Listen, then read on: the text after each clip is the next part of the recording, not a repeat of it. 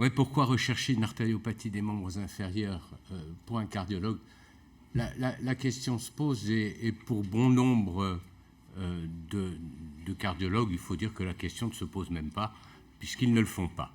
J'imagine que si vous êtes là, c'est que vous êtes déjà a priori convaincu, et je vais essayer de vous convaincre encore plus de l'utilité de rechercher cette artériopathie des membres inférieurs, la met lien d'intérêt. Lorsqu'on parle de dépistage d'une maladie, quelle qu'elle soit, il faut, et bien sûr, oh là, ça marche ça? Avec la flèche gauche. Ça marche pas. Ah voilà. Il faut bien sûr évoquer cette maladie, son pronostic, sa prévalence, pour savoir si ça vaut le coup d'aller la rechercher. Il faut aussi évoquer la technique que l'on va utiliser pour la dépister, son coût, sa facilité de mise en œuvre et le rapport coût-efficacité d'un tel dépistage. Et puis finalement, il faut discuter, et ça peut faire l'objet d'une discussion dans le cas qui nous intéresse, de l'amélioration à la prise en charge du patient après ce dépistage et en fonction de ce que l'on trouve. Si on regarde les recommandations de la Haute Autorité de Santé en 2006, on voit que le dépistage de l'AOMI est recommandé chez les patients de plus de 50 ans pour l'homme, de plus de 60 ans chez la femme, avec des facteurs de risque et par la mesure de l'index de pression systolique. Alors, comment est utilisé l'index de pression systolique? Très peu. On avait fait une enquête qu'on avait publiée il y a quelques années. 3% des cardiologues faisaient une mesure d'index de pression systolique. Je ne vous parle pas des généralistes. On en a formé avec Serge un certain nombre, sans résultat très important sur la prise en charge. Et pourtant, l'artériopathie des membres inférieurs, c'est vraiment quelque chose d'important. Après 50 ans, après 55 ans, c'est à peu près 20% des patients. C'est une affection dont la prévalence augmente de manière considérable avec l'âge. Et puis avec l'insuffisance rénale, et puis, vous le savez, avec le diabète. Et puis ce sont des patients, on va le voir, qui ont des facteurs de risque qui sont aussi considérables et qui ont un taux d'événement qui est important, et non seulement au niveau des membres inférieurs, mais aussi de manière globale. On sait également que, et ça nous intéresse au plus haut point, les patients qui sont atteints dans un territoire sont souvent atteints dans un autre territoire. C'est le caractère ubiquitaire de la maladie artérielle que l'on connaît bien. On sait parfaitement que les patients qui ont une artériopathie des membres inférieurs sont des coronariens qui très souvent s'ignorent. On a une ancienne étude de la Cleveland Clinic qui avait montré que chez des patients qui avaient une artériopathie des membres inférieurs, quand on leur faisait une coro, il y avait 90% de lésions coronaires et qu'il y avait environ 30% de tritronculaires. Autrement dit, oui, c'était Hertzer. Autrement dit, un taux important. Ces données se sont confirmées. On admet en général, et c'est ce qu'on avait marqué dans les recommandations de la Société européenne, 50% de lésions coronaires chez les patients qui ont une artériopathie des membres inférieurs. Fait important, sous l'effet de l'âge, la prévalence, le poids de l'artériopathie des membres inférieurs progresse avec le temps.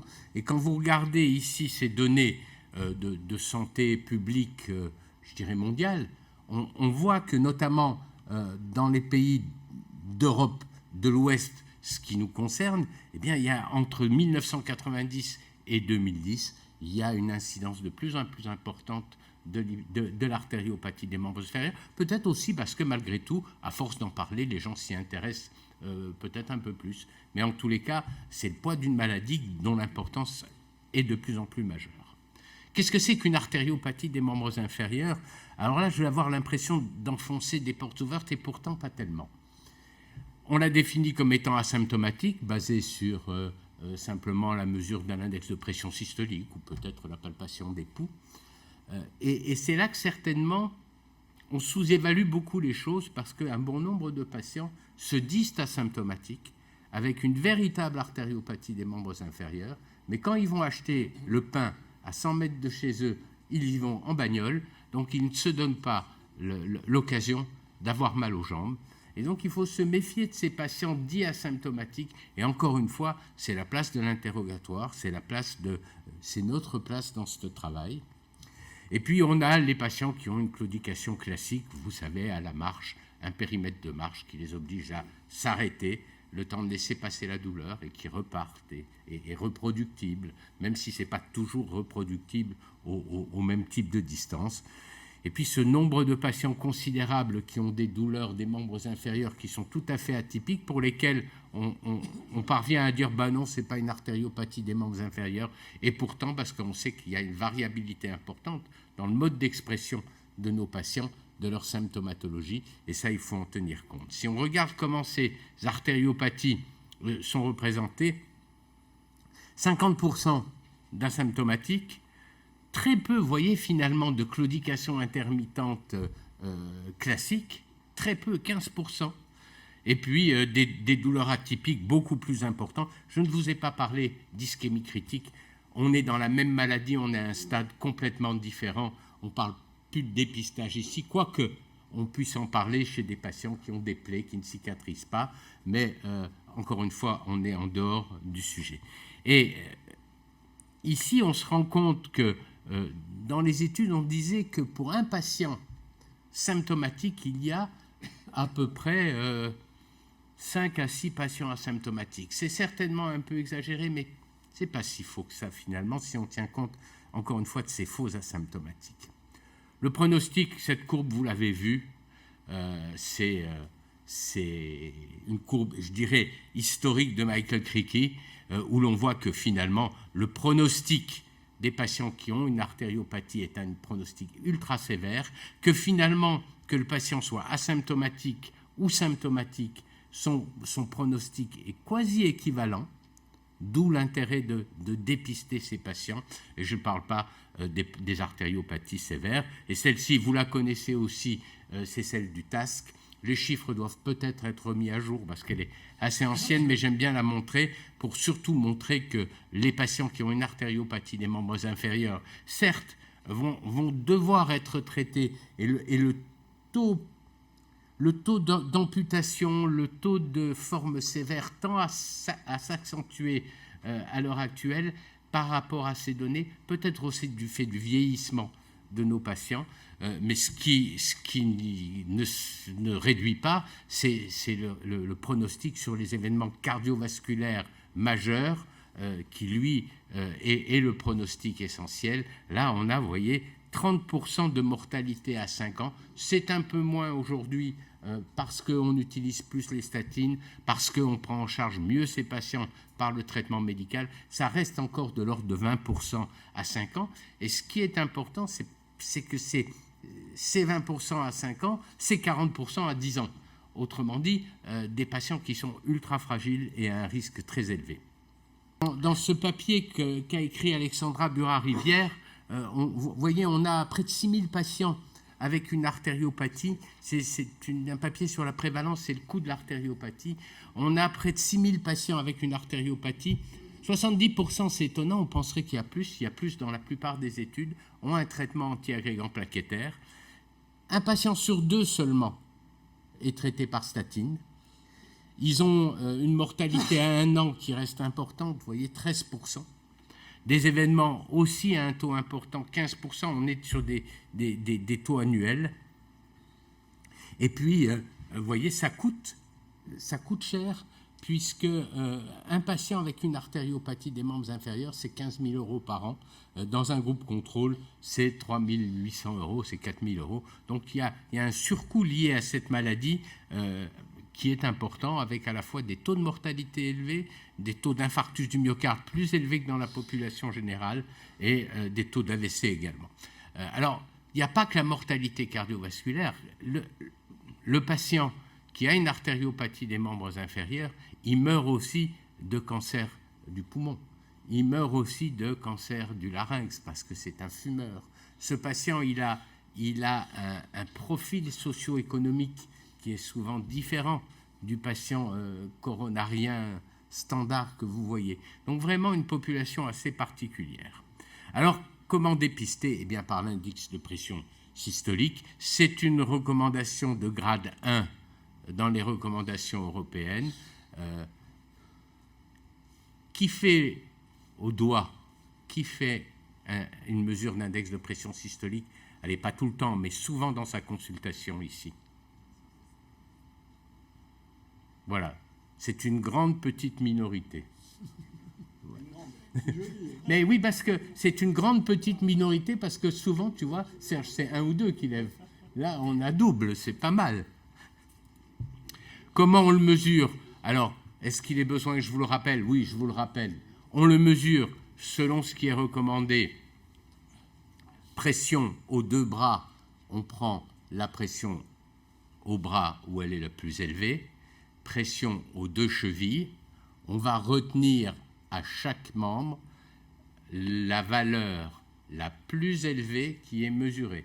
On pourrait augmenter la sensibilité en ne prenant que la valeur la plus basse, mais il a été démontré dans un consensus qu'a animé Victor Aboyance il y a quelques années maintenant, que c'était finalement la prise en compte de la mesure la plus élevée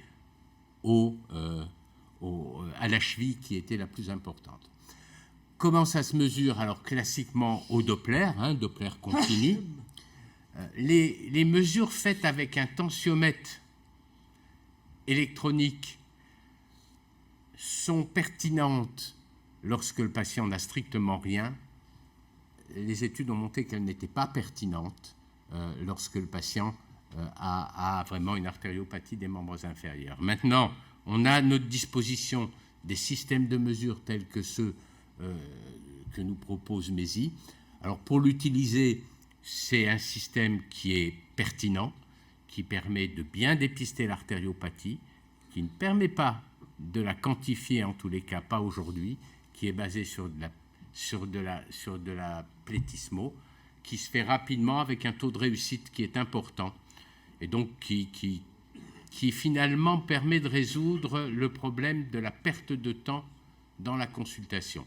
Maintenant, c'est vrai qu'il y a une cotation, mais ça concernerait peut-être plus les généralistes que nous. La valeur de l'index de pression systolique, il faut que j'accélère, vous le savez, entre 1 et 1,4, valeur normale, risque augmenté lorsque l'index de pression systolique augmente, risque bien évidemment diminué lorsque l'index de pression systolique baisse, notamment en dessous de 0,9. Alors ici, cette étude du JAMA, où on voit que ce risque augmente effectivement de manière importante lorsque ça baisse. Et puis si on regarde un peu plus loin ici, on a la mortalité en fonction de l'index de pression systolique. Pour les patients, et comparé au risque selon Framingham, pour les patients qui sont à bas risque, le plus bas risque selon Framingham, on a un risque de 8,3%.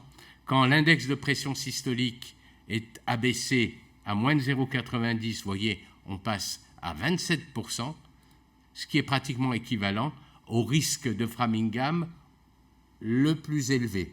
Autrement dit, ça permet une reclassification du niveau de risque de nos patients avec les conséquences en termes de prise en charge qui s'imposent.